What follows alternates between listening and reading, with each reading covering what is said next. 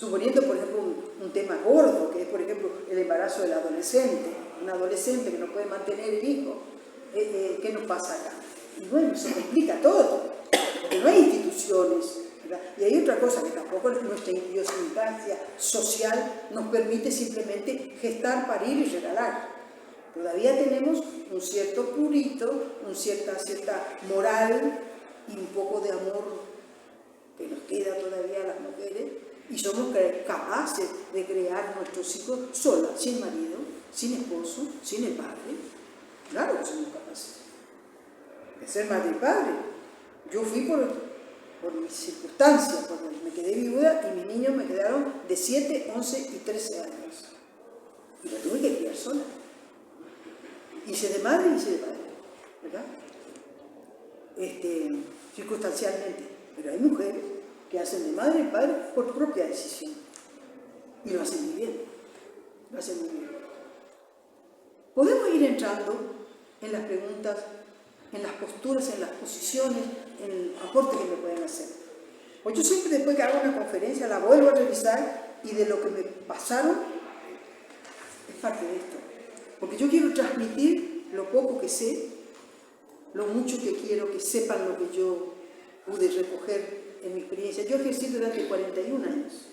10 años estuve en Drable, en un pueblito, Rodó, que se llama... ahora se llama José Enrique Rodó. Sí. Sí. ¿Cómo se llamaba antes? Drable, Drable. Estación Drable. Sí, sí. Se llamaba Estación Drable cuando yo me fui allí, era un pueblito. Les cuento que una de las cosas que más me entusiasmó para quedarme en Drable fue de que descubrí muy pronto de que en Drable se bebía mucho alcohol. Mucho alcohol. La única diversión que tenía, no había más que un cine una vez por semana y a veces cada 15 días. Era la diversión que tenía. Y se estaba creando clubes, por ejemplo, de acuerdo a la cantidad de gente que había, para poder jugar al fútbol, por ejemplo. Y fútbol no llegó, porque básquetbol, voleibol llegó muy tarde después, ¿verdad? Porque no se podía, era un pueblo muy pobre, muy pobre. Hasta que la Ruta 2 se abrió y le dio un poco más de vida, porque alguno que venía de la Argentina quedaba y compraba alguna cosa al pasar, y algo comía al pueblo, ¿verdad? Un pueblito, era un pueblo cuando yo llegué. No sé si vale la pena que les cuente lo que me pasó en un casamiento. Me fui yo a otra ciudad lejos, bueno, a 60, 70 kilómetros de Drable, donde yo vivía como médico. Una fiesta muy linda porque era de gente muy copetuda, muy fina, ¿verdad? La salsa, lo mejor de la ciudad. Estaba muy contenta yo por empezar a conocer gente. Un señor se me acerca de un grupo de hombres. Yo estaba como médico ahí, me invitaron. Y entonces me dice, pero a boca de jarro, doctora, ¿cómo está el cementerio de Drable? Y yo era el médico de allí. Me dio en la cara, porque me estaba diciendo indirectamente, ¿a cuántos mataste tú? ¿No? No sabía cómo salir del atolladero. ¿Sabe lo que le contesté? Dije, mire señor escribano, era un señor escribano, mire señor escribano, ese puntual dato no se lo puedo dar. Pero lo suficiente decirle esto. Cuando yo llegué a Drable, era pueblo, ahora es villa. Creció. Se tuvo que callar. Yo no sé de dónde saqué, pero salí irosa. Y algo de verdad había, porque cuando yo me fui de Drable ya estaba haciendo villa.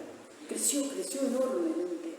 Una de las cosas que yo aporté seguramente fue la buena nacencia, porque allí estaba a 28 kilómetros de Cardona, donde había un hospital, y a 78 de Mercedes, donde había sanatorios y hospitales.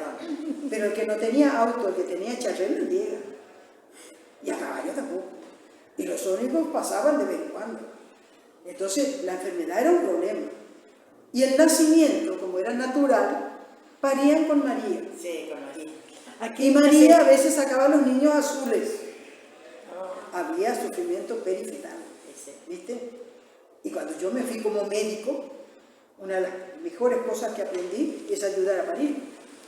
Entonces hice muchos nacimientos de niños nacían rosaditos y yo me ocupaba de ellos y nunca le permitía a una mujer que viniera a parir en mi casa que se fuera antes de los 5 días. Y a veces le conseguía 7. Y los maridos malazos. Claro, pues tenía que ir a ordeñar y los huevos que él juntaba, ¿no? Las mujeres en medio del campo. Mira, acá hay una hasta los 5 días no va. Beatriz, Hasta acá que hay una aprenda señora... a darle la teta. Perdón, acá hay una señora que está aseverando todo lo que tú dices Sí, porque porque es de Cardona. es de Cardona. Bueno, yo operaba en Cardona con Altieri, y la Barbosa, Sí. Quintana. Quintana, doctor Rossi. Sí, Esa era mi trabajo. Claro, ella lo felicite. Yo fui como médica cirujana. Mi título me dieron como médica cirujana. Y tuve que hacer cirugía. Altieri Miguelete. ¿Eh? Altieri era Miguelete. Claro, Sí, claro. sí. No, Quintana era de Miguelete. Tenía la policlínica de Miguelete. Sí, primero es de apendicitis. Y él venía, y cuando yo lo llamaba de urgencia para mi pequeño sanatorio, bueno, venía corriendo desde Miguelete. Por suerte ya había rutas. Alicia de Cardona. Alicia de Cardona. Sí. No te entendí.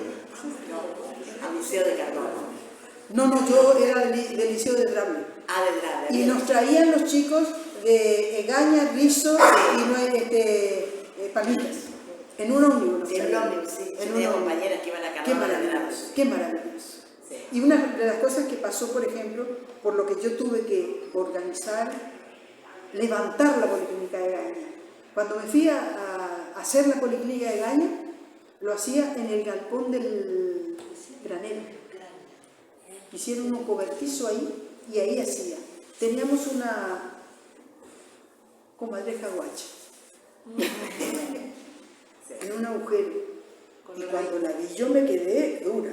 Y me dice la mujer que me ayudaba, dice, no se preocupe, doctor, es guacha. No sé lo que era la guacha. Como después aprendí lo que es la palabra, no, eso es un cascarria. ¿Es qué? Cascarria. No sabía. No sabía.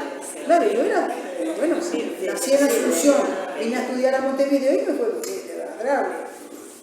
Ahí sí que había universidad. Yo aprendí más en Drable que en la universidad. Claro, Extraordinario, extraordinario. Era un pueblo maravilloso. Me dieron trabajo, pero fue maravilloso. Lo mejor de mi vida, lo mejor de mi vida. Bueno, Cardona me socorría mucho porque quedaba a 28 kilómetros. Y a como llegaba, ¿verdad? Porque de repente yo, durante un parto, se atracaba y había que sacarlo, ¿no? Entonces no había otra alternativa que la indicación de la cesárea. Yo en casa no hacía cesárea. La tenía que hacer en un hospital que estaba en Cardona o en Mercedes. Y le digo, ¿cuántas veces me nacieron en la mitad entre Drable y Palmita? Yo llegaba a La Chata, un nylon grande, por la duda, y manejando. El primer auto mío era un Plymouth 42 con dirección al revés.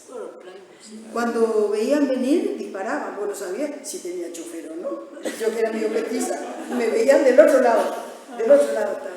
Maravilloso. Plymouth 42 con dirección al revés. Qué cosa más extraordinaria. Después ya me salté a un Volkswagen. Eso ya era auto. Eso ya era auto. Extraordinario. Yo le gané eso, el primer auto que tuve fue un Forá del año 28. A manija. Una cachina. A manija. Primero, Con eso venían a buscarme. A mí me venían a buscar de Duraznito, de cualquiera de los alrededores, 10, 12 legua, con un Forté. A manija, ¿no? Y un día me vinieron a buscar en uno de ellos. Y lo que me llamó la atención, que el hombre iba de banquina a banquina, y no se metió en la zanja por casualidad. Digo, este me quiere matar. Él dejó a su hijo convulsionando y se fue a buscarlo. Claro, para él era un drama. Yo entendía de que su hijo estaba grave. Yo llevé mi botiquín y nos fuimos.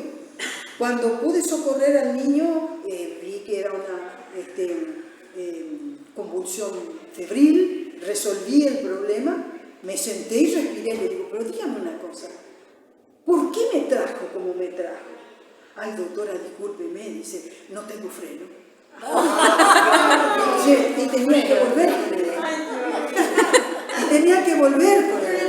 Lo peor es eso. Cardona, te das cuenta el bochorno que pasó. Sí. No, fue algo extraordinario. Porque, bueno, tenía que disculpar que veníamos sin freno.